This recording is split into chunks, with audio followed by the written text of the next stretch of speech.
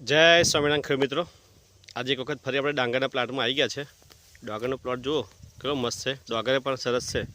અમે એક તકલીફ પડી છે, આવો તમને બતાવો। અમે એક ટાલકું પડ્યું છે, હુકારો રોગ જે આપણે કહીએ છીએ।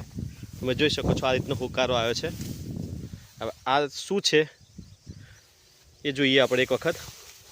બધા કહે છે સુકારો છે, પણ સુકારો નથી। અમે BPS આવ્યા છે, બ્રાઉન પ્લાન્ટ હોપર કહીએ તો એની દવા જો તમને કેટલા બધા છે। જો